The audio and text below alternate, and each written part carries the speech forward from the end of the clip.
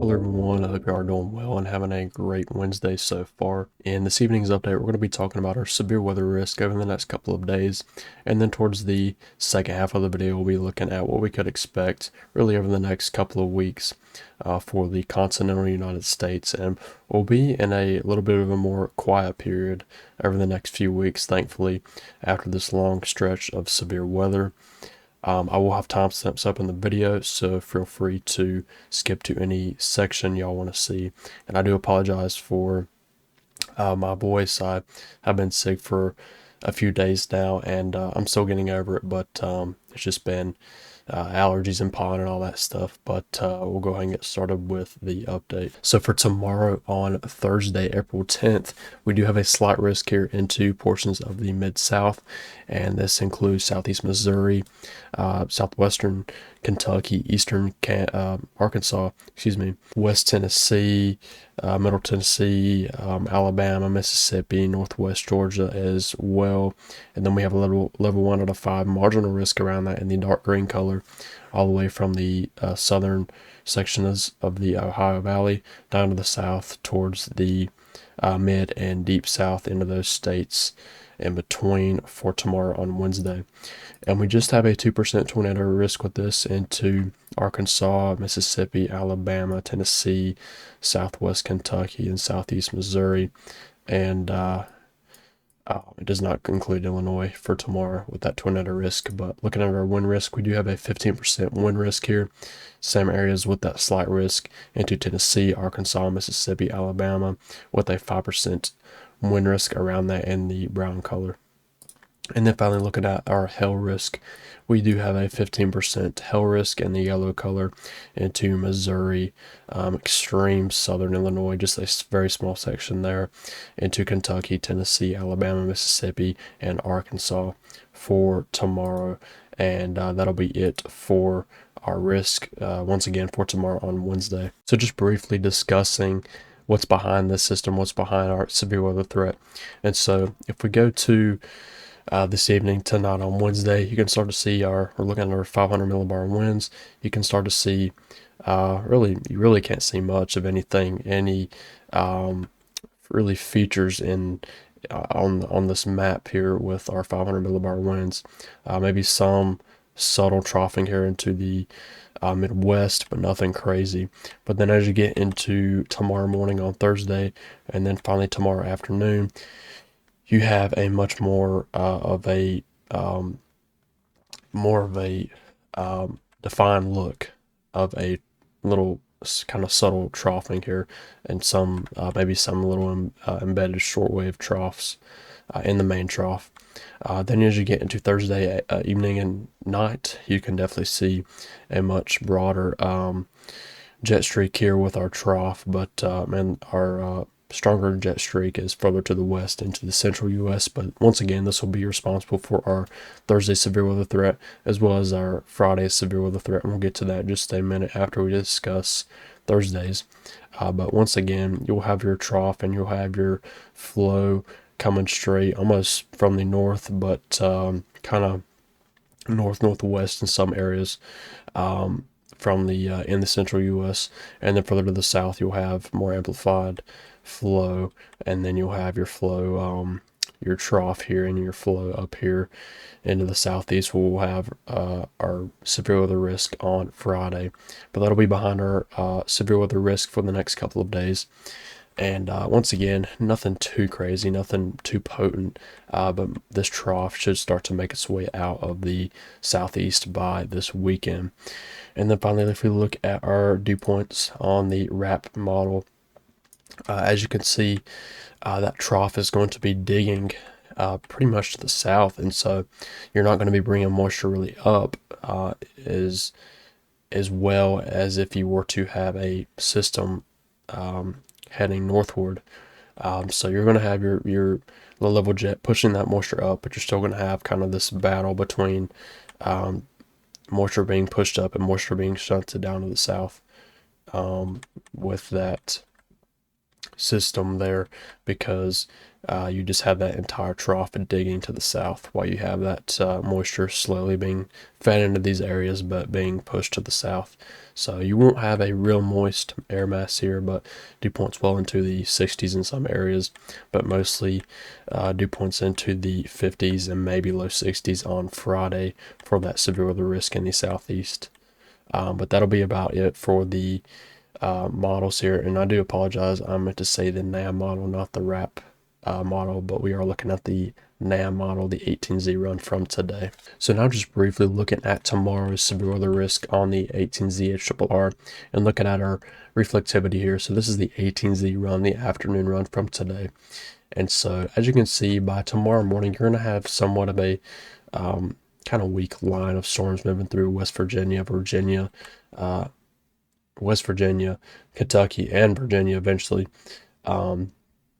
and then into Tennessee, and then that should move into maybe Western North Carolina and even a small section of South Carolina, but it should be pretty weak by that point.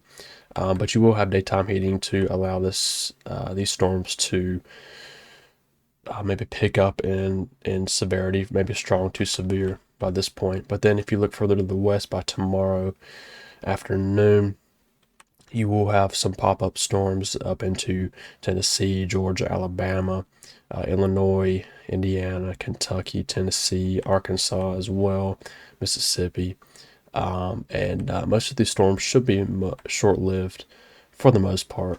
But maybe some, I would say maybe a little bit more subtle, forcing down into, I would say maybe the Carolinas and Georgia, with that trough being able to progress a little bit further, maybe some, once again, embedded short waves to allow those storms to get going. But you have just some clusters here all the way throughout the mid-south and portions of the southeast for Thursday.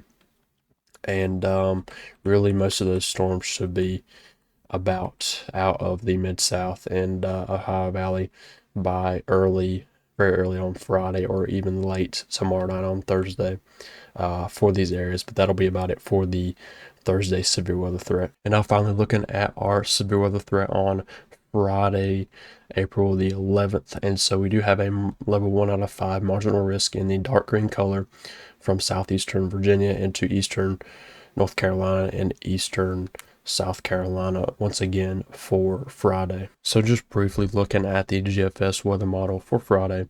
And so as you can see, by midday Friday, you're going to have that low pressure starting to lift off, not lift off, but to move to the east, with your trough moving to the south for the most part.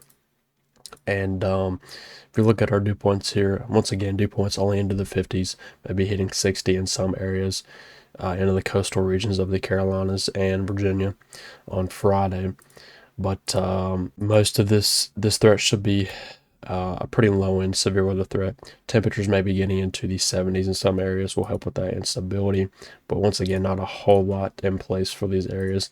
And you will have a little bit of a low level jet into these areas on Friday, maybe, excuse me, maybe a 30 to possibly 49 level jet in these areas, but nothing too significant at this time. But as this system kind of goes to the east, you will have your moisture get pushed out into the Atlantic, and that threat of severe weather should be about done by Friday evening across these areas. Now, finally, looking more at the medium to long range, and we'll look at the GFS and European weather models. And we'll actually start with the European just because the GFS is still loading here. But looking here on the European weather model, the 12Z run from today. And so once again, we're going to be in a pretty much a quiet period, a lot more quiet than we've been in, I should say. And so as you can see, here's our system for Thursday and Friday, finally moving out by Friday night and Saturday. And this could actually be a quick hitting, maybe some, the European wants to show a little bit of snow into some of these areas, maybe mixing in Saturday afternoon and evening, but I'm not too sure about that. But if we continue this on, we get into this weekend, get into Saturday and Sunday finally, and we look and see we have our system out here into the central U.S., and this won't be a significant system, but there will be a little bit of moisture with this as well. Dew points into the 50s up here into the north central U.S., Midwest, central U.S., into the 60s in some of these areas. And we'll have to watch this and see if there'll be enough forcing for these storms to develop further to the south. But I don't think this will be a very robust severe weather threat for this weekend. If you continue that on, that'll be a quick hitting, maybe light snow event for the maybe the UP of Michigan, maybe even into Wisconsin as well, but nothing too crazy. Then as we get into next week, once again, nothing really crazy is going on. Showing up here on the European, remains quiet for the most part. And then as we get into the weekend after next, we're getting pretty far out by this point, and the operational models don't show a whole lot. But now we'll look at the GFS and see what it has to show.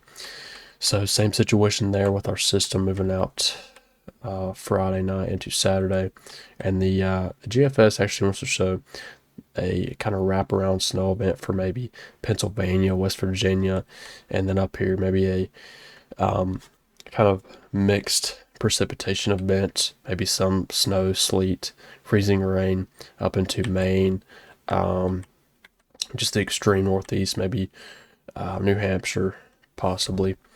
But if we continue that on, you have that system on Sunday move in 995, maybe 993 low pressure moving on in, and it shows quite a bit of a different, has that low pressure well further to the south, and brings actually a decent little snow event up here into the Dakotas. But we'll have to continue to watch that. We'll look at these trends real quick, and the GFS looks like it has trended a little bit further to the south, so that'll be something to watch as well as we get closer to this event. But it wants to show that moving east, some snow in these areas as well, for the most part, as you could get maybe into the middle of next week, but mainly rain for the most part for these areas up into the northeast and the Great Lakes states. But finally, we'll look at the ensembles, and we'll probably just look at the European ensembles here. And so as you can see, troughing with our upcoming system for tomorrow and Friday into the southeast, that allows for below average temperatures to move into some of these areas. And then you have merging across most of the U.S. with our other system moving in late this weekend into the north central U.S. into Canada, and there is our troughing associated with that as well. And so that'll move on out to the east, and probably be a pretty good source of maybe below average temperatures into the eastern and northeastern U.S. for next week. You get that going out even further, and looks like ridging continues over the western U.S. for the most part, unfortunately. And that'll lead to above average temperatures for quite some time in those areas. And troughing for the most part looks like it kind of stays into the north central U.S. I wouldn't really say north central U.S., but Great Lake states, and maybe parts of the eastern U.S. for the most part. If we go back here, and then we'll finally look at our temperature anomalies, and so continue this on, and then as you get into Thursday, some areas seeing below average temperatures into the mid-Atlantic and into the northeast for Friday. Continue that on even further southeast this weekend. We'll see below average temperatures, and still going even further into next week, into Tuesday, Monday. You could see another shot of cold air into the eastern U.S., and then I think we'll see a little bit of a decent cool down into the eastern U.S., but it'll still remain quite warm in the western U.S. for next week. And then as we get into the weekend after next, we'll have to see how that plays out, but it looks like most of the U.S. will be above average, slightly above average, but mainly areas into the eastern U.S. seeing below average or about average temperatures for this time of year. So that'll be it for this evening's update. I appreciate all of y'all watching, and I'll probably have another video out maybe later this week, and if not, I'll have one out by this weekend.